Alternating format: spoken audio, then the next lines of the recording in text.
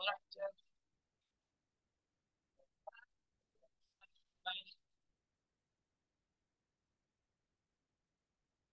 sobat pelatihan, setelah kita menentukan alokasi waktu, sobat pelatihan, mari kita tentukan bagaimana fasilitator akan menentukan pola dari pemetaan tema. Ya, berikutnya kalau sudah nantinya kita tentukan ya alokasi waktunya dan polanya, maka kita akan memilih tema. Ya, tentu dalam pemilihan tema kita tidak asal-asalan memilih tema. Tema yang nanti akan kita pilih haruslah sesuai dengan fenomena atau permasalahan yang aktual dan kontekstual dan kita sesuaikan dengan kondisi peserta didik kita. Baik, misalnya dalam realita yang terjadi di dunia anak-anak ya, kita ambil satu fenomena. Mari kita analisis konteks permasalahan sebagai contoh. Misalnya, siswa lebih familiar dengan makanan siap saji yang serba instan. Ini tentu akan menjadi fenomena. Tentu ini adalah fenomena yang memang real terjadi di masyarakat. Yang kedua adalah siswa sulit makan sayur. Ya, siswa banyak sekali kalau kita lihat secara realita sulit makan sayur. Kemudian yang ketiga, misalnya fenomena yang telah kita analisis adalah siswa yang tinggal di perumahan ini kebanyakan memiliki lahan yang sempit sehingga tidak punya pengalaman dalam merawat tanaman. Nah, dari permasalahan inilah nanti kita akan menentukan sobat pelatihan. Kalau kita sudah punya fenomena dan permasalahan, baru nanti kita akan tentukan dimensi. Ya, dimensi apa yang akan kita kembangkan, dimensi apa yang akan kita kuatkan dari proyek yang akan kita realisasikan. Kalau sudah dapat dimensi, profil pelajar Pancasila yang akan dikembangkan, baru deh kita tentukan nilai ya, nilai dari PPRA, profil pelajar rahmatan lil alaminnya. Baik, kalau sudah nanti kita menentukan tema, maka Bapak Ibu Sobat Pelatihan bisa lanjutkan dengan topik atau judul atau subtema yang akan dikembangkan. Bapak Ibu, di video sebelumnya sudah disinggung banyak tentang tema apa saja yang bisa kita kembangkan ya dalam proyek yang akan kita implementasikan. Nah, inilah tema-temanya yang bisa kita pilih. Kalau nantinya Bapak Ibu, Sobat Pelatihan sudah mendapatkan tema, maka dari permasalahan tersebut kita akan petakan ya, proyek mana ya yang kiranya dapat kita kembangkan ya lebih dalam terkait dengan profil yang akan kita kuatkan. Mari sobat pelatihan kita akan telah tadi kita telah putuskan ada 3 proyek ya. Proyek pertama, proyek kedua, dan proyek ketiga.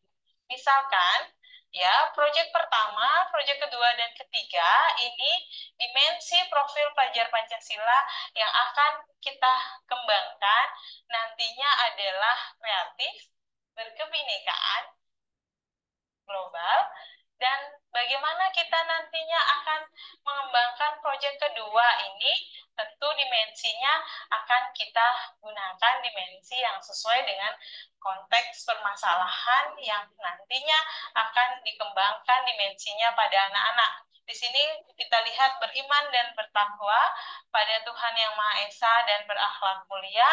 Kemudian ada gotong royong, sementara proyek ketiga beriman dan bertakwa pada Tuhan Yang Maha Esa dan berakhlak mulia serta gotong royong. Jadi masing-masing dari dimensi ini, masing-masing dari dimensi yang dikembangkan pada masing-masing proyek, Bapak Ibu tidak bisa ambil temanya begitu saja ya. Temanya tidak turun begitu saja, tapi semua dari proyek ini memiliki fenomena dasar sebagai latar belakangnya, sebagai permasalahan yang akan diangkat. Jadi, begitu pula dengan nilai PPRA yang akan dikuatkan. Misalnya toleransi pada proyek pertama atau TASAMO. Kemudian ada kewarganegaraan dan kebangsaan atau muatonah. Kemudian pada proyek yang kedua, keteladanan atau kedua, dan pada proyek kedua ini pula nilai yang akan dikembangkan adalah dinamis dan inovatif atau tatawur wa iktika.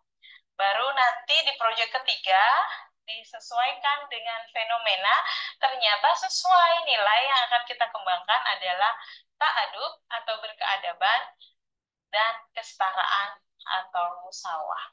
Dari dimensi dan nilai ini maka akan turun menjadi tema. Ya, jadi tema Bhinneka Tunggal Ika yang ini akan kita kembangkan dalam hidup berkelanjutan. Kemudian ini akan kita kembangkan pada kearifan lokal. Sekali lagi, tidak asal membuat tema. Jadi tema ini dikembangkan dari pokok permasalahan. Jadi sangat fleksibel ya Sobat Pelatihan. Mungkin temanya bisa dikembangkan dulu, baru diturunkan dimensi dan nilainya juga boleh. Jadi pastikan alokasi waktu total setahun untuk 3 proyek ini sesuai dengan pemetaan sebelumnya. Dalam hal ini adalah 288 GB. Nah, setelah kita petakan ya proyek tersebut oleh fasilitator, jadi kita coba nih dari yang ini, misalnya kita ambil proyek yang kedua ya. Kita ambil proyek yang kedua dengan tema hidup berkelanjutan. Setelah kita tentukan temanya ini hidup berkelanjutan, maka nantinya akan dikembangkan menjadi judul atau topik. Jadi, judul dari kegiatan proyek yang akan kita kembangkan adalah asiknya makan sayur. Ya, Sobat Pelatihan, setelah jadi kita dapat nantinya judul, dari judul tersebut, Sobat Pelatihan, dari proyek yang kedua ini, maka kita akan petakan lebih dalam, ya, terkait dengan dimensi, terkait dengan elemen, sub-elemen yang menjadi sasarannya, bagaimana nilai yang akan kita kembangkan, subnilai, sampai dengan target pencapaian fase. Pada hal ini adalah kelas 4, yaitu fase B. Dalam hal ini, kita cermati bersama pada proyek yang kedua, ya, berdasarkan analisis permasalahan yang ada, di mana siswa ini sulit makan sayur ya, karena senang makanan siap saji, maka kita harapkan proyek asiknya makan sayur ini nantinya kita akan kuatkan dan kembangkan dimensi profil pelajar Pancasila beriman, bertakwa kepada Tuhan Yang Maha Esa, dan berakhlak mulia. Harapannya, dengan proyek tersebut juga dikembangkan dimensi gotong royong.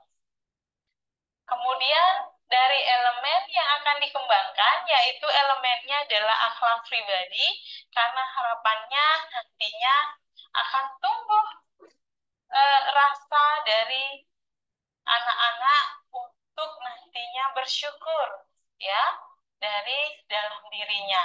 Kemudian elemen berikutnya adalah kolaborasi. Dari elemen ini maka sasarannya nanti dari subelemennya adalah anak-anak kita harapkan bisa merawat diri secara fisik, mental, dan spiritual. Kemudian dari kolaborasi subelemennya nantinya adalah kerja sama. Selain kita kembangkan dari pemetaan dimensi profil pelajar Pancasila, perlu kiranya kita petakan pula target dari nilai profil rahmatan lil alamin yang akan kita kembangkan. Jadi dari proyek asiknya makan sayur nih, Bapak Ibu Sobat Pelatihan, kita akan tekankan nilai keteladanan atau qudwah kepada anak-anak, kemudian dinamis dan inovatif atau tatawur wa ibtikar, dan di mana subnilai yang menjadi target kita adalah anak-anak bisa menjadi contoh, bisa mengajak nantinya kebaikan dan bisa menginspirasi. Ya, dalam hal ini menginspirasi barangkali dari lingkungan dekat dulu, menginspirasi teman-teman, saudara, dan sebagainya. Kemudian subnilai berikutnya yang diturunkan dari nilai dinamis dan inovatif ini adalah kritis, kreatif, inovatif, dan mandiri. Sama pelatihan masing-masing dari profil pelajar Pancasila dan Rahmatan lil Alamin ini sobat pelatihan bisa lihat pada blok bagian di sebelah kiri. Ya, ini adalah target pencapaian fase B. Inilah akan menjadi targetnya dari dimensi yang kita kembangkan, bahwa target ini anak-anak nantinya bisa membiasakan diri untuk disiplin, rapi, membersihkan dan merawat tubuh, menjaga tingkah laku dan perkataan dalam semua aktivitas kesehariannya. Mungkin Bapak Ibu proyeknya simple tapi maknanya nanti akan sangat besar ya Bapak Ibu bagi tumbuh kembang anak didik kita. Berikutnya ini target pencapaian ini kita dapatkan dari ahlur dimensi gotong royong. Ya, jadi menampilkan tindakan yang sesuai dengan harapan dan tujuan kelompok. Bapak Ibu, di mana akan mendapatkan target pencapaian fase B ini? Bapak Ibu nanti bisa telaah lebih dalam terkait dengan dimensi yang Bapak Ibu kembangkan tentang elemen dan subelemennya dalam aturan BSK ini ya, nomor 9 tahun 2022. Dan Bapak Ibu, sebagai target pencapaian profil pelajar Rahmatan lil Alamin, maka ini untuk nilai keteladanan atau kedua ini diambil dari indikator. Bapak Ibu ya, dari indikator yang terdapat pada buku panduan yang terdapat pada halaman 58. Jadi berikutnya ini Bapak Ibu didapatkan dari indikator ya. Target capaian ini didapatkan dari indikator dinamis dan inovatif. Inilah yang akan menjadi targetnya, bahwa dengan proyek asiknya makan sayur, anak-anak diharapkan bisa berpikir sistematis, berani mengambil keputusan, serta mengembangkan gagasan baru yang berdaya saing untuk kemanfaatan yang lebih tinggi.